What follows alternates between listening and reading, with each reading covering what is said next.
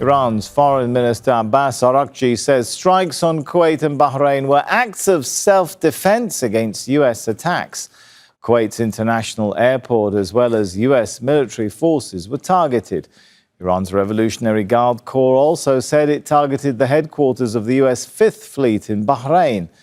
At least one person was killed and 63 injured in the strike on Kuwait's airport. The government has called it Iranian aggression.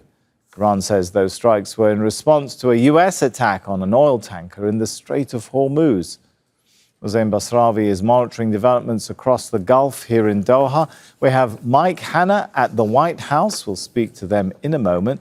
But first, let's go live to Tehran. Mohamed Vall joins us from there. So what are the Iranians saying about why they launched such a wide-ranging attack on a number of targets in the Gulf? Yes, Sami, they are saying that it is an act of self-defense and also an act of retaliation, in consistency with what they have been saying, that since the beginning of this war, they're going to do this tit-for-tat reciprocation method with the Americans and the Israelis. The Iranians have been saying all over every day that only this balance or this system of deterrence is going to teach a lesson to the Americans and the Israelis, that Iran is not going to look the other way if they are attacked, and that they are also going to attack any source of attack on their territory. And that's another message to the neighbors in the Gulf region, statements after statements today reiterating the fact that Iran has been just defending itself, and also it has been implementing what it promised every day and all the time, that whenever there is an attack coming from one of the regional neighbors, then there will be a reciprocation, there will be a retaliation, and that's why they attacked those bases.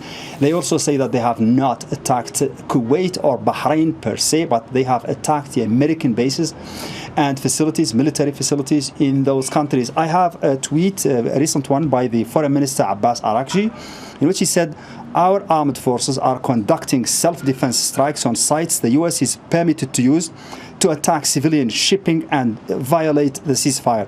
Any hostile act will be met with an immediate, decisive response. What sanctions and war failed to achieve won't be won with more war." So this is the balance of power that Iran is trying to maintain.